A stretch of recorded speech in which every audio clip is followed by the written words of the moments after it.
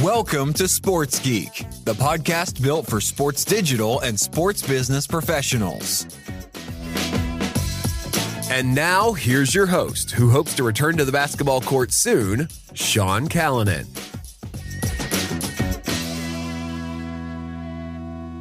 Thanks, DJ Joel. I'm Sean Callanan, and welcome to episode 386 of Sports Geek. This week, I catch up with David Stevenson. He's the Chief Executive Officer for the National Basketball League. And yes, I do hope to return to the basketball court post-shoulder surgery, and I hope it will be very, very soon. You might be listening to Sports Geek at our website, sportsgeekhq.com. Thank you very much for doing so. Don't forget, go check out the Throwback series. Sharing those episodes weekly, a great way to dive into the back catalogue of the Sports Geek archive. And remember, please reach out if I can help you. I love working with podcast guests and podcast listeners. You can contact me, Sean at sportsgeekhq.com, and on socials at Sean Callanan and at Sports Geek. Please ignore my out of office message. I'm always checking my emails, or even on holiday. I'm just wired that way. Please enjoy my chat with David Stevenson, the CEO for the NBL.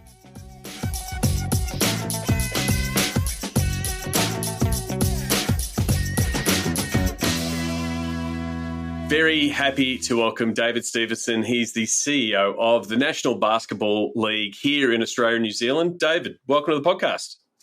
Thanks so much, Sean. It's a real pleasure to be on here. I've valued the work that you've done in the industry for many years, and so thank you very much for having me on. Appreciate it. Appreciate the kind words. I always get started by trying to figure out people's sports business origin story. What about yourself? How did you find your way into the world of sports business? Yeah, look, I think like most people growing up in Australia had a passion to be able to play sport and played lots of sports along the way, and was fortunate enough to represent Australia in volleyball, and that was a bit of a dream to be able to play for Australia. Unfortunately, I didn't get to the Olympics. I got close, but not close enough. But really that parlayed into a love of how do we combine business and sport together, and I thought that could be a perfect career. So it started off in a very small place called Foot Locker in Eastland in Ringwood in Melbourne, where I'm from. Started there when I was 15, getting $4.95 an hour, and that was really the start of trying to combine sport and business, and then fortunate enough to be able to have a career that's been focused on sport and business. I mean, looking back at your story and being at a Foot Locker reminded me. I was a massive basketball fan and played basketball when I was a youngster, and we lived in regional Victoria. And just to show you the fandom, we used to plan basketball store crawls. And so we would plan our trip to Melbourne, getting trams up to Preston, down to the Rebel at South Yarra, up to Preston to see the guys at Fast Break, just to get NBA jerseys and the latest shoes. So very much similar backgrounds, at least in loving their sport and loving their sneakers. But that obviously then you had a next tie and a long career at Nike. So sort of tell us about that. Yeah, thanks so much, Sean. Again, I love hearing your story. I think everyone's got a pretty cool connection to sport.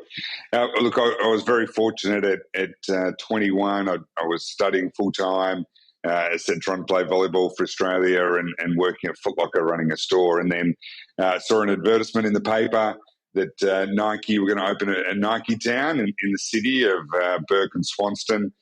And thought, wow, wouldn't it be a great way to get into that amazing company? And I think they had hundreds and hundreds of applicants, as you could imagine. But through my sisters had a friend in Sydney who knew someone who worked at Nike, and I was able to track that person down. His name was Steve Unane, and he was responsible for opening the store, and said, "Hey, can I come and have a coffee with you?" And funny enough, ended up getting the job. So it was the assistant head coach, which is basically the assistant store manager at Nike. And I can't speak more highly enough of the culture and the incredible success that Nike's experienced. And they were fortunate enough to give me a chance on the shop floor, and then had a pretty amazing journey over 17 years, progressing from retail initially became a sales rep, moved pretty quickly through to be national sales manager for equipment, and then national sales manager for footwear, and then eventually sales director at 27 years old. And again, I just think not many companies will give a young person that kind of chance to progress. And obviously you work hard and you've got to deliver results, but they're a phenomenal company. And so end up being sales and then become retail director as well. And moved overseas to Hong Kong, running an Asia Pacific apparel business, which is a pretty big shift, from Australia and New Zealand, where you knew the market well, you knew all the shopping centres, you knew the retailers, to then looking after 35 countries, many of which I'd never been to, and different cultures and languages and business models. So it was a great experience, and obviously a life experience too of living in Hong Kong.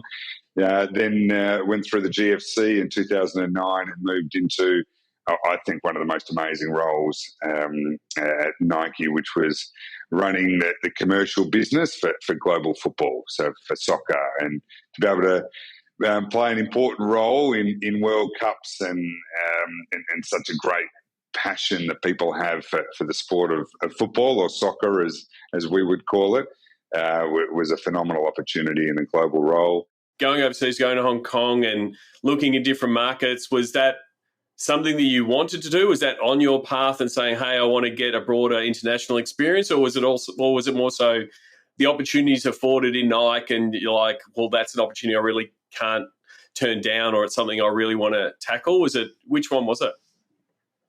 Yeah, it was probably a little bit of, firstly, the life experience to be able to go and live overseas. And we've come from a family of travellers, and so that was important. But two, I think as you progress through the roles in Nike in Australia and New Zealand, it's a relatively small market in a global sense. So, in getting up to be on that leadership team and running that portfolio, the next step was to take on a bigger business. So I'd had the idea of it, but not necessarily a clear view of what role and what country and what time. But I was just so fortunate that they gave me a chance to be able to make that move.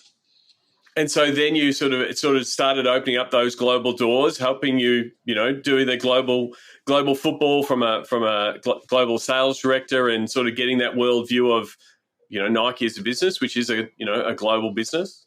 Yeah, it was just a remarkable opportunity. I mean, you for someone, a young kid out of Melbourne in Australia, and you're there in Argentina at a Boca Juniors game and meeting with them, and then at that stage you had Manchester United and you're working with them, and then you're moving to Mexico or the Indian team. That was it was just such a fortunate opportunity to go and spend time and see what the passion that people have for sport and for their club and their team, and we're able to grow the business.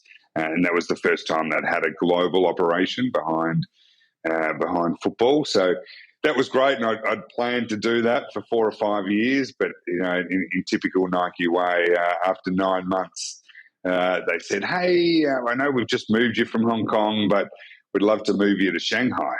And so, of course, your head's spinning because we thought we'd be on the ground in Portland at world headquarters for a long while. And I remember very vividly, I was in there talking with the CEO around the 2010 World Cup in South Africa and the plans, and he said, "Hey, what do you think about China?" And I said, "Yeah, it's great business, and we think we can grow football there." And he said, "No, I want you to move there." I said, "Well, okay." And he said, "But I've got one job for you." And I said, "Okay, what do you want me to do?" And he said, "Hey, I want you to move there, and I want you to open 5 new Nike stores." And I said, I think we can do that. We did that in Australia and in Asia, and no trouble. And over the course of the year, I think we'll get the right locations, and 5 in a year, I think will go well. And he said, no, 5 every day. And I said, sorry, I'm not sure I heard you properly. He said, yeah, I want you to find a way to open 5 new Nike stores every day. And I just couldn't get my head around that. And it was really, that was the big growth market, and how they were able to do that. Was really through vertical retail, and cut a long story short, we ended up doing that. We're opening about 1,800 stores a year, and I think when I left there, we had a little over 7,000 Nike stores. Well, that's amazing, and I guess just putting that challenge in front of you, is it very much the Nike way of setting that bar really high and just expecting, just do it, so to speak? Yeah. Absolutely. And that's part of the culture that I really connected with, because, big, bold challenge, how do you go and find a way to make it happen? And even the same as after being in China and running commercial in all the regions, my last job was back in Portland, looking after emerging markets. I was vice president of emerging markets commercial. It was 156 countries.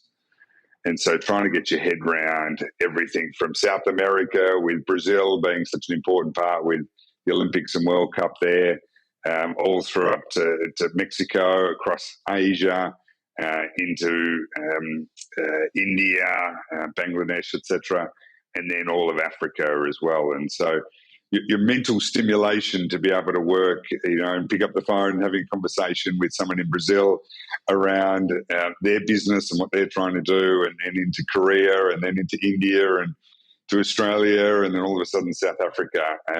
Again, it was just such that Nike spirit of, yes, it's a big business. It was $5 billion US, but find a way to figure it out and grow it, and we're fortunate enough to do that. There's a lot of businesses like Nike, but also in sport, that sort of bundle emerging markets in, his big growth opportunity, and everything sort of gets put in them. But like you said, there's different different things culturally, different market forces at play. Was there a sort of a template or a playbook that you were sort of overlaying, each market, that you can sort of say, well, these are the key indicators that actually mean I can pull these levers? Like, how were you trying to sort of, I guess, get like for like, when a lot of the instances they weren't really like for like, but you sort of needed some sort of guidebook or playbook to run in each market? Yeah, it's a great question, Sean. I mean, I think initially it's just hard to get your head around that, because very mature markets like in Australia or Korea, and then there was markets where we just took over the distributorship, like India, and you just had this massive growth opportunity. So the good thing with Nike was so many different product categories and product types that you could tailor the product offering. But I think where I got to in the end is really there was always three things we wanted to do. One was always get the team right. That was 90% of it. And two was make sure you spend enough time with the consumer and understand exactly what they want. And then third is give them a premium experience, in whatever premium looks like in that market. And I generally think if you do those three things well, then 90% of the time the business will grow.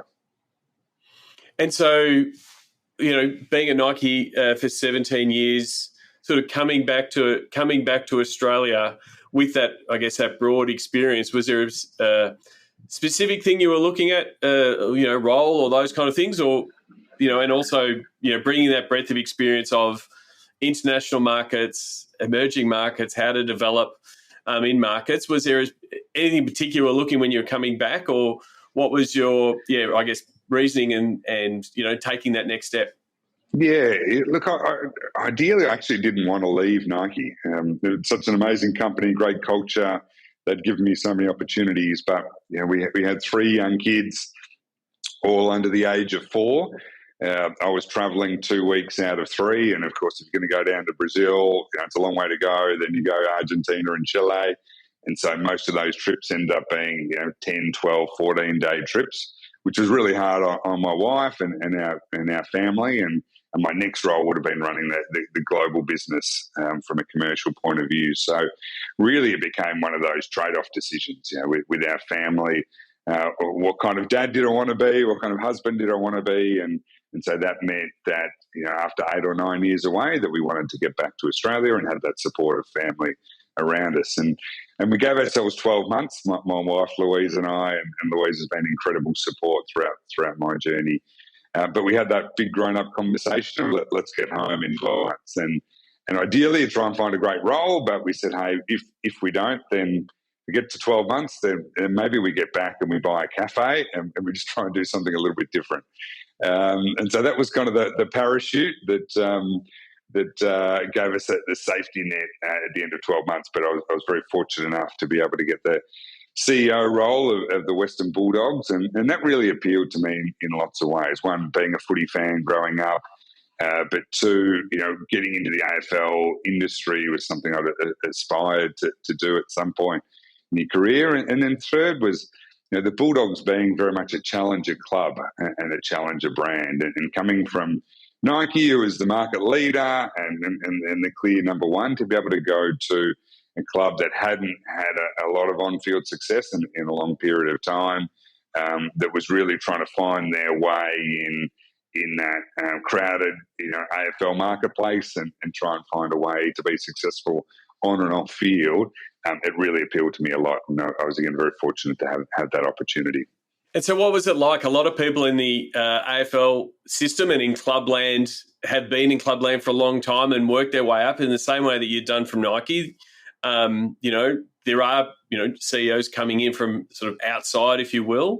What were some of the, initial learnings and sort of understanding the AFL system, coming from, a global sports corporate like Nike? Yeah, to be direct, I really underestimated the impact and that knowledge has in that market. I'd had 8 or 9 years being away from Australia. I hadn't come up through the AFL system, and so the knowledge and the network I just didn't have. And I guess probably, in hindsight, maybe a little naive, where you thought your skills would be very transferable, and certainly some of them were, but I just didn't have the network, the relationships that many of those people did. So I was probably coming from a long way back in trying to get up to speed there, and had some missteps along the way too. But ultimately, it was a great, entertaining and inspiring experience, because it was this crazy ride of trying to learn a new industry. And first time in a professional sporting environment. Obviously, lots of sport connection with Nike, but in a high-performance environment. And look, I was very, very proud of the success we had to be able to have play a small part in winning an AFL premiership for a long time. Since 1954 was the last premiership. To be able to have an AFLW team license, and for that team to come in and be undefeated initially, to be able to break membership revenue records. I was incredibly proud of being able to play a small part in that journey. And there's some wonderful people across the Western Bulldogs, both from the board, executive players, etc. That it was an amazing ride and experience. I'll be forever in debt to that club. And so, when I have discussed it or had guests on from the AFL land, whether it be clubland or working at the league, you did make that transition to go to head office to the AFL. What was your remit when moving to the AFL? Yeah, look, when I decided to leave the Bulldogs, and it was in a shorter time frame than what originally I was thinking, but it was certainly the right move for me. Straight away I got a call from Gil and Travis Ould, and it was a pretty simple brief. And they said, "Hey, we're thinking about playing a game in China. You used to work in China, didn't you? Hey, can you help us figure it out?" And that worked out pretty well. I had my own consulting business and very much focused on being bold and those bigger growth initiatives. It was called Bold Works, and so it worked out really well. And so initially I was trying to figure this thing out. And I know you're across the China business, but when you don't have grounds to play on, you've got people that have never even heard of the sport. It was a really big challenge because you're a big fish in a small pond in Australia as the AFL. Then you go into China and you're a tiny goldfish in a massive ocean. And so trying to figure out what grounds to be able to play on, how to get a broadcast deal, how to sell tickets, all the 18 approvals that we needed to get. And again, full credit to Port Adelaide. I think David Koch, Keith Thomas, Andrew Hunter have just did a wonderful job in driving it from a club side, but as the league, you really needed to play a critical role. So lots of challenges and some crazy stories there to try and get that up, but ultimately to be able to play that game and then a couple more years after that, and only really stopped because of COVID. It was an amazing success, and to still see Port Adelaide, when you see their top 3 or 4 sponsors are all connected through China in some way. So I would have loved to have had more time doing that, but it was a great experience to come into the AFL head office. And so in your role at the AFL, it sort of changed over time, both initially being that China project, but then again sort of coming under the emerging markets. Hey, Dave, you've helped expand to different markets. What could we do? But then also, I guess, a broader remit of that head of audiences. How did that role change? But what did that role end up being in that head of audiences? What did that mean? Yeah, look, I think, again, great culture within the AFL that, the eyes were always open to those new opportunities of growth. And so was China, then India, and then it was, hey, international, how do we get that going? Then it was new products, how can we develop up, new products? But ultimately, it was all about audience growth. And so, that played in a few ways. There was a multicultural component to that. Hence, China and India, two biggest countries from a population point of view internationally, but also the diaspora here in Australia. And the AFL hadn't necessarily had a great connection into those communities. And then it was picking up marketing and PR and new products and really a way to how do you get more people in the funnel. And so big focus on New South Wales and Queensland. But really just kept growing and growing and growing. And so whether it is from Auskick, and I think, Alistair Dobson and the team did a great job on reworking Auskick, but really looking for ways in which we could grow. And so ultimately that progressed through, and my last role in the AFL was GM of operations, and it was a really amazing experience to have such a broad remit. I mean, it is a broad remit with the AFL being both the league and the organising body for the sport. So you're not only looking at how does the league run, how does the women's league run, but then also all things grassroots from Auskick and up. It does give you a lot to do, and I guess widen that funnel. Yeah, absolutely, and that's the great thing about that culture was it was whatever it takes to get things done, and so. I really ended up having a reputation to be able to solve complex problems. That's ultimately, if you, in layman's terms, that's really what my role was. So whether it was complex problems on playing a game in China or figuring out how to grow our fan base, how to leading the COVID issues that we had there, and that was I feel so fortunate to be able to have that opportunity that. Gil would say, hey, we've got COVID happening. Hey, can you try and figure out what we're going to do with that? And so to be able to pull together a team, was pretty challenging on return to play and how do you get crowds back. And then, hey, we're not going to be able to play the grand final at the MCG. So, Dave, can you go and figure out what we do? And that was kind of the brief in a lot of these things that, a huge level of trust from Gil and Trav and the team to be able to then go and figure out a process that how do you sell a grand final to another state. And so I was fortunate enough to lead that with Queensland and WA and then go and execute it, but also the freedom to create new things. And, one of the things I'm most proud about in my time at the AFL was Gather Round, and to be able to come up with that idea and have, 6 or 7 months of people saying no, all the way through, then to be able to, one by one overcome those challenges and ultimately deliver something that's been incredible success. It's something I look back on with incredible pride. So in May 2023, you were announced as the CEO of the NBL. How did that come about? Was it something you were looking for? Was it a tap in the shoulder from Larry Kesselman and Jeremy? Like how did that role and that move come about? Yeah, it was an interesting story, actually. It was started in the January of that year.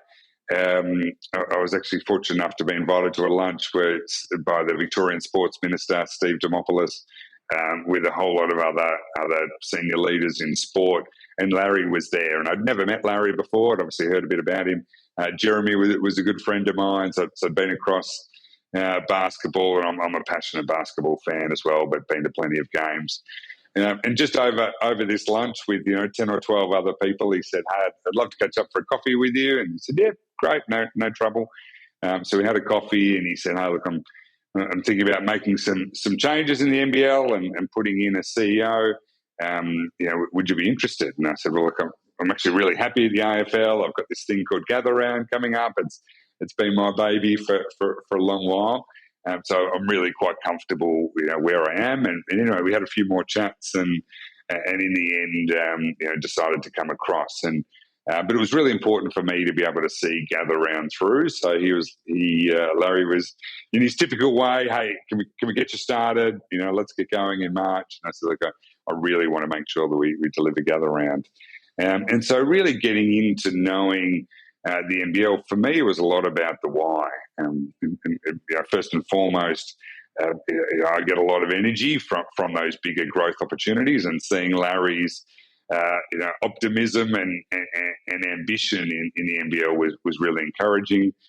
Two, you don't often get a chance to be able to be CEO of a league, and so that's a huge privilege that I felt. And then three, just where I was in my career, to be able to get back into that CEO role, to be able to lead a team, to drive your own culture, and then also combine with that international component of the sport, which is obviously a lot more prevalent in basketball than what it is in the AFL.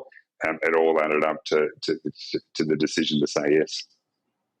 So I mean, the NBL, we've mentioned Larry a few times. Larry Kesselman, for those who don't know, is driving the NBL. It's a very different, I guess, business, and also its club structure is very different from AFL land, which is club owned and member driven. Private ownership is a big driving part of what the NBL does and what it does with its clubs.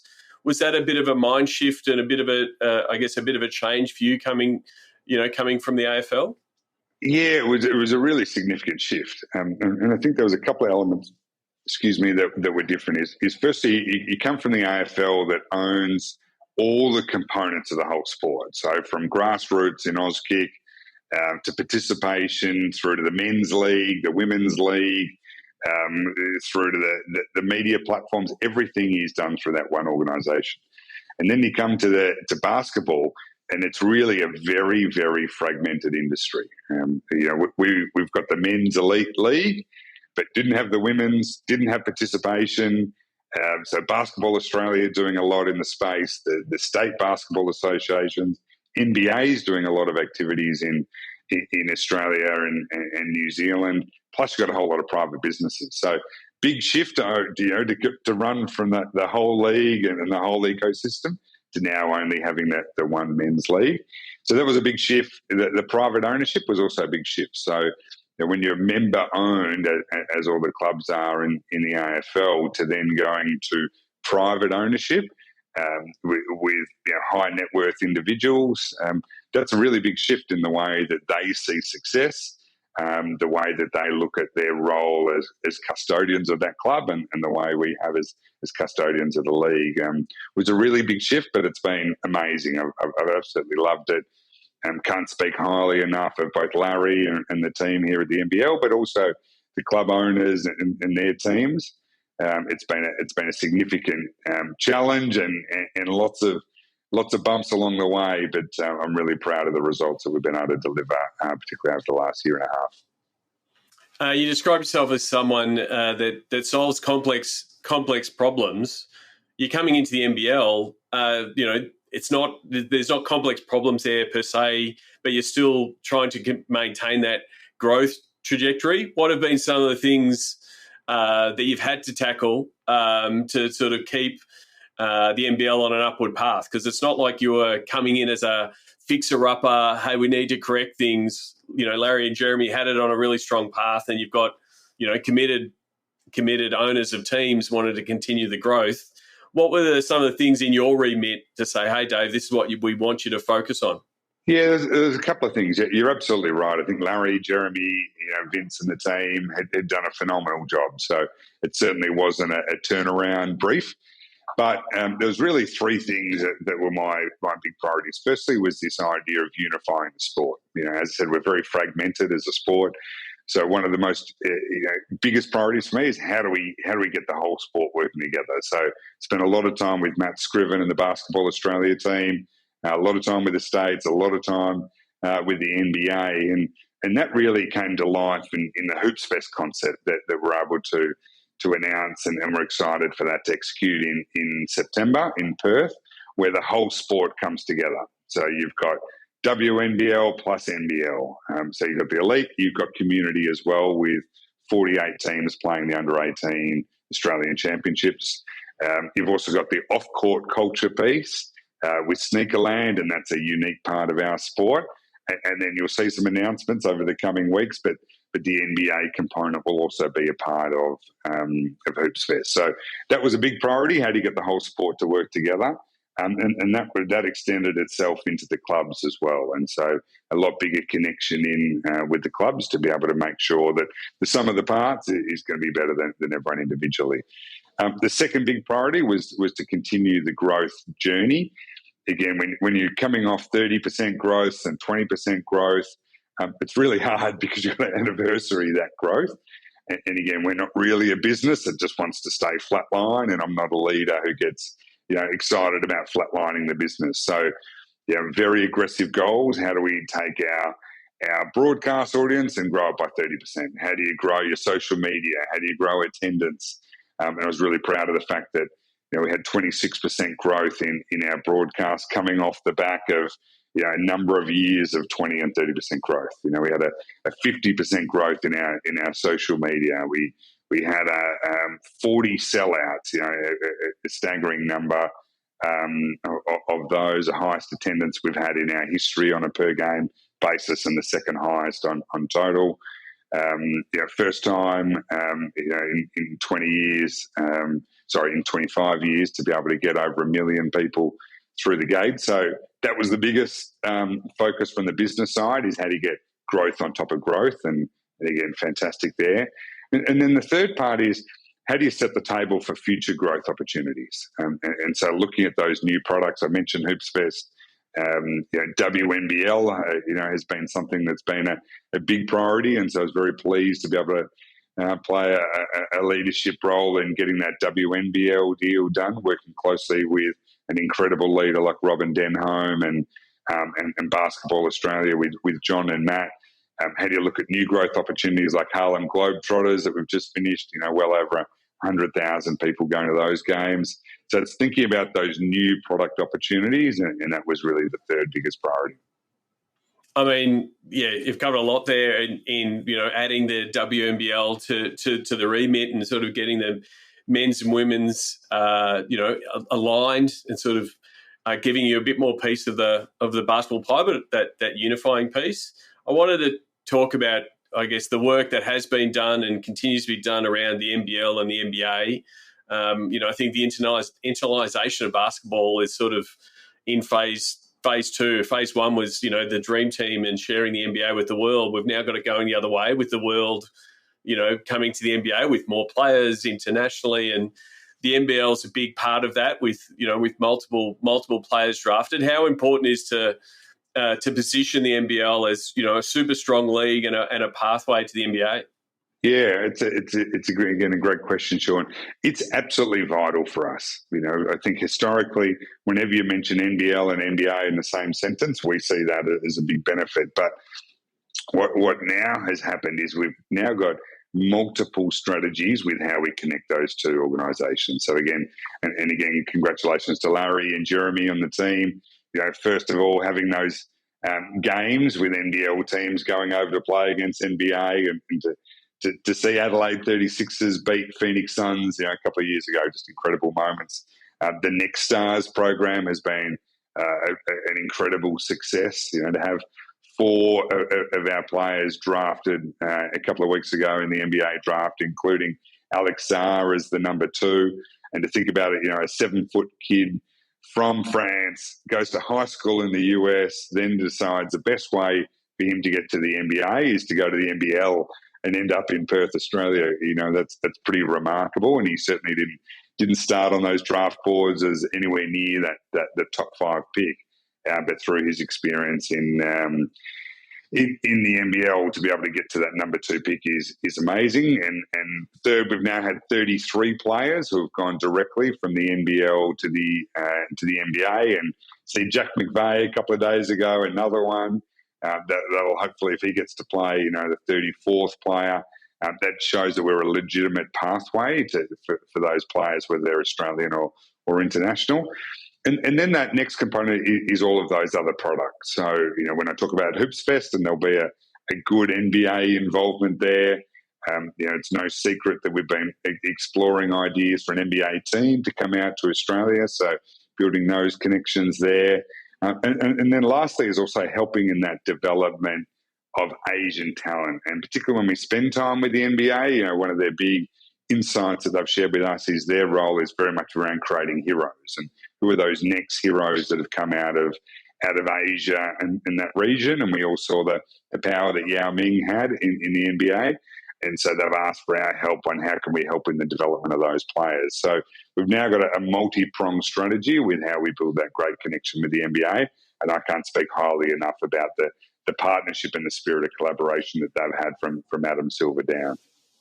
And is that a big part of, when you've got those growth metrics of 20, 30% year on year, like Australia and New Zealand is a limited amount of people, but the appetite for NBA content and NBA content, whether it be prospects and draft, the fact that people are watching high school and, the amount of people watching Summer League now, it sort of puts the NBL in that mix that there are now US fans who are tuning in, following the NBL on social. I spoke to the Illawarra Hawks and they were talking about, the million views when LaMelo Ball was playing. We've had Josh Giddey playing here, Alex Sarr.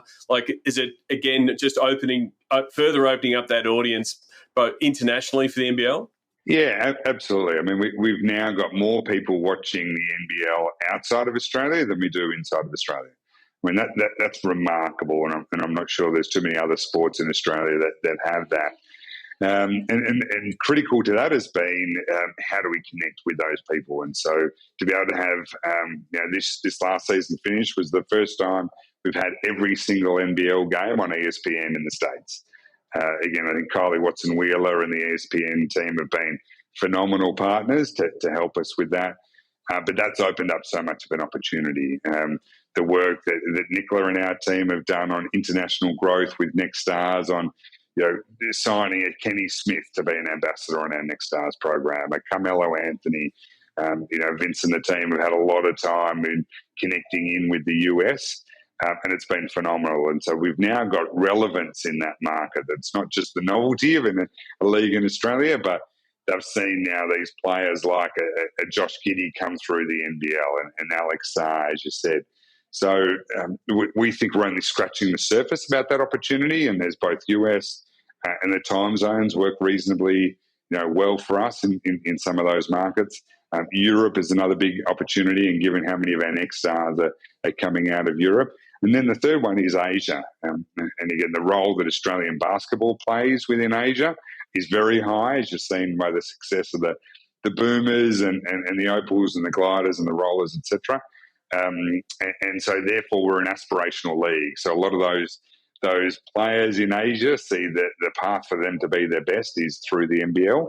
And again, with the time zone and with the size of that market, when you think about China, there's 350 million basketball fans in China.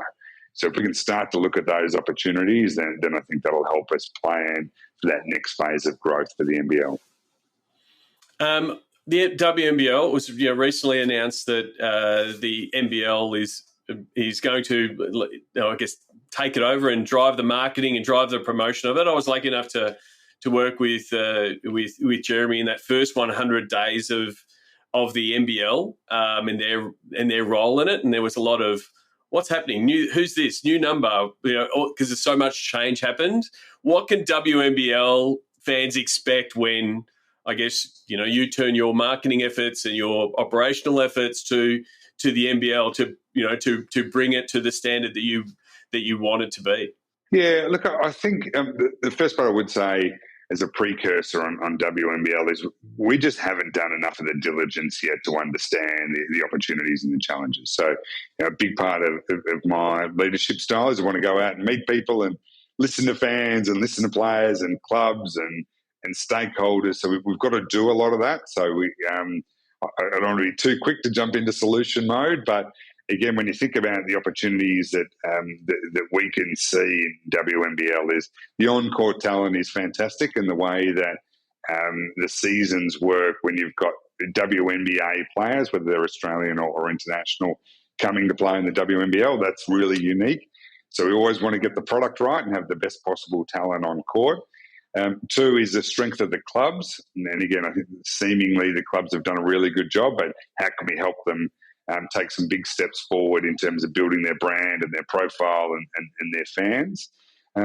Third is that at game experience, and I think that's been one of the great success stories of the NBL. Everyone who you have come along to an NBL game just loves it. It's a great family experience and entertainment.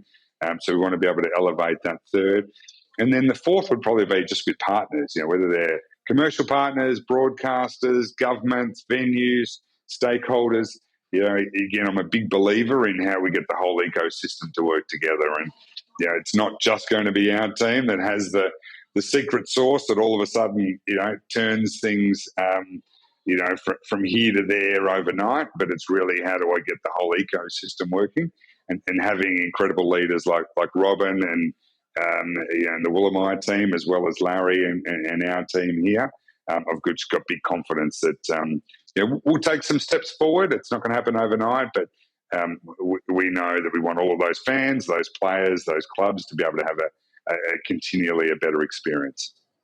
I mean, I definitely think both the product on the floor in the players, but then also that product off the floor from a fan's point of view. Talking to MJ at the Kings in, hey, this is what we want the Kings game to be. We want it to be like for like with an NBA game or even better.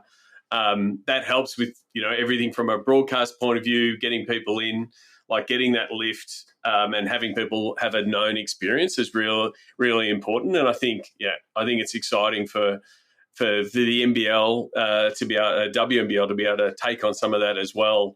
And because that's sort of what the fans are crying out for, and it will be it'll allow you to keep on that same trajectory that women's sport is going on, both here and internationally. Absolutely, and that's why I think using a bit of the experience of fortunate enough to playing a role in the development of the AFLW is, I think what we also have to be careful is, what we don't want to do is just copy and paste from the men's and assume that everything that works in the men's is all of a sudden going to work in the women's. That it's got to be a different product. It's going to be played in different environments, different venues.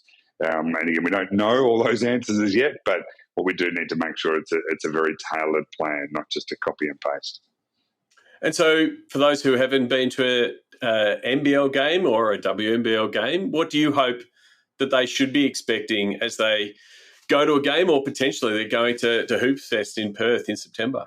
Yeah, look, what we really love is for that 2 hours to be the best 2 hours of a family's week. And that's a really easy thing to say, a little harder to do, but we're unashamedly focused on families. We're very much focused on entertainment, so that, of course, the on-court product is important, but the whole entertainment experience is going to be fun for families. It's a great opportunity for them to be together, and regardless of how their teams perform, we want to make sure that after that couple of hours that they walk away with smiles on their faces. They've had a great time. They've seen some quality basketball, and they're richer for the experience. And again, really broad terms, but that's ultimately what we're about. We're very deliberately not just focused on the basketball, because we know that there's lots of other elements that fans and particularly families are looking for. So with the team that we've got now, and people like Anthony Everard coming across from running the BBL, Adam Richardson, who's worked in a number of other sports as well, we feel like we've now got the level of talent across the organisation, combined with great leadership, to be able to help us take that next step and continue that growth trajectory. Most definitely. A lot of those names you've mentioned, Anthony, Vince, Jeremy, they've all been on the podcast, so I vouch for them all. So it's a good indicator. David, I want to get to the Sports Geek closing five. Really do appreciate you taking the time today. Do you remember the first sports event you ever attended? Yes, I do. It was actually a Melbourne Demons game. My parents weren't big into sport, and so we had a family friend who used to drive from Mount Martha, where they lived, to pick me up in Ringwood, drive all the way into the city, and saw a Demons game at the MCG, and I was blown away by the size and scale of this thing. And I think we're about 4 rows from the back, but it was just one of the best days of my life. Amazing. You would have been to a lot of sports events in your time in sport, whether it be at Nike or at the AFL. Do you have a favourite food memory or a go-to food at a sports event? Oh, that's a great question. Look, I think one of the most unique experiences was going to the World Cup final in Brazil, and to be able to see the power and energy that happened there was just remarkable. And I remember, you go along to the game and you're thinking about, someone will pass you a hot dog or a beer, and a big group, and they pass down some beers. And then there was basically a steak that was wrapped around in serviette, and that was passed down. And so you were sort of having this steak in your hand plus a beer, watching a World Cup final. It was pretty remarkable. It's going to be very interesting to see the World Cup in the US. I don't know if you saw the Copa America final in Miami Hard Rock Stadium, with the fervour of fans trying to get in, some without tickets and through air vents. The fervour of the football fan is something that some people are actually worried that I don't know if America's ready for. I've never seen fans trying to get in through an air conditioning vent, but football fans are a special kind of fan, I think. Absolutely. I was lucky enough to go to a Boca Juniors versus River Plate game at Boca Stadium in Buenos Aires in Argentina. And I remember vividly that they only, because of the issues they've had with violence, is they only let home team fans in. They don't have any away team. And there was someone who wasn't cheering as loud for Boca Juniors, and so they were questioning whether or not this guy was actually a River Plate fan. And so they went over to him and they were asking him, they were hassling him, and they got him to get out his license to be able to see where he lived, to be able to show that, whether he was on the River Plate area or Boca. So there's incredible passion there. And it's going to be interesting. I think Steve Ballmer has got a specific section of seats in his new stadium that's supposedly just meant to be for Clipper fans. So I don't know how they're going to adjudicate that, but I could see Steve Ballmer checking licenses of people as they sit down. He's that fanatical. Working at a league, things are happening all the time, and also working in global markets. What's the first app you open in the morning? Always an NBL app. I want to be able to see what the latest news is, and then I generally would jump onto ESPN after that and look at what's happening globally in the NBA, and then third would be Fox Sports to see the local domestic news. Terrific. Is there someone that the podcast listeners should follow? Might be someone that you follow, whether it be an author or a colleague that they should follow, and why?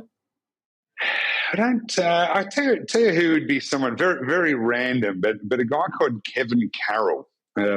He was in Nike when I was there, and he's just one of these incredible storytellers, and got a great way about helping people connect and work together and really finding your purpose. And I found him to be incredibly insightful and inspirational. Well, one of my constant re-listens is Phil Knight's Shoe Dog, which tells the story of Nike. When anyone asks me for a recommendation, I always pass that one on. And lastly, you can answer this personally, and then you can potentially put your NBL hat on. But what social media platform is your MVP? Well, it's a great question. I don't spend a lot of time on social media, so it's probably LinkedIn. I find there's some great insights, including many of yours as well, and Joe over in the US. I get some great updates there, but that's generally where I spend most of my time from a social media point of view. And what's the platform that's the one that's popping off the most from the NBL point of view? Yeah, look, ours, TikTok is still going unbelievably well, but probably Instagram, it's as we've seen, X or Twitter drop off a fair bit, and obviously Facebook's a little older for our our target market. So Instagram continues to power on, and the stories and functionality that you can see there, particularly for our global market. That's the one that continues to drive good growth along with TikTok. Most definitely. Well, I'll have links to all of those NBL properties in the show notes. Dave, I really do appreciate you coming on the podcast. If people who have listened and want to reach out and say, I really enjoyed the chat, is LinkedIn the best way for people to do so? Yeah, absolutely. I'm very fortunate to have had an incredible career in sports, but there's lots of people who have helped me along the way. And so I'm very, very passionate about people development and helping people. So I think if people want to reach out, I'd love to be able to help them on their journey in the way that I was fortunate enough to be helped along mine. Well, thanks a lot. All the best for the season ahead, and all the best for Hoops Fest to kick things off in September. Great. Thanks, Sean. And again, well done to you. You're an incredible resource for the whole sports industry, and we're very, very fortunate to have you. So thank you very much. Cheers, mate. Looking to help your digital or sponsorship team? Book in for a Pick My Brain session with Sean Callanan to help your team level up. Book now at sportsgeekhq.com/pickmybrain. Thanks again to Dave Stevenson. Please connect with him on LinkedIn and check out the NBL at nbl.com.au and check out Hoopsfest at hoopsfest.com.au. All the links for this episode 386, will be available on the Sports Geek website. You can go to sportsgeekhq.com/386 to find out more. Just to wrap up, solving complex problems is a great description of what Dave does, and I think it's one that also applies to me. Yes, I'm brought in to help digital teams sometimes turn around digital fortunes in what I call being a digital Navy SEAL. But sometimes my best work is working with high-performing teams, doing great things and helping them elevate to new levels. Again, much like what Dave is doing with the NBL on its upward trajectory. I always believe a coachable team will always outperform a team that has all the answers. So if you want your team to grow, please reach out. I'm happy to discuss how I can help your team grow, push through some boundaries, drive new revenue, reach new goals, find new audiences. That's the stuff that I love doing. So if you've got a team that wants to improve and is looking to take the next step, that's exactly where I love to step in. So you can always reach me, Sean at Sports Geek HQ. If you want to have a phone call, simply go to sportsgeekhq.com/phone call. Until next episode, my name is Sean Callanan, and you've been listening to Sports Geek. Do you get Sports Geek news? Sean Callanan analyzes the latest sports business articles for you weekly. Sign up at sportsgeekhq.com. Want to help drive more revenue from your digital efforts? Book a time for a call. Go to sportsgeekhq.com/phone call.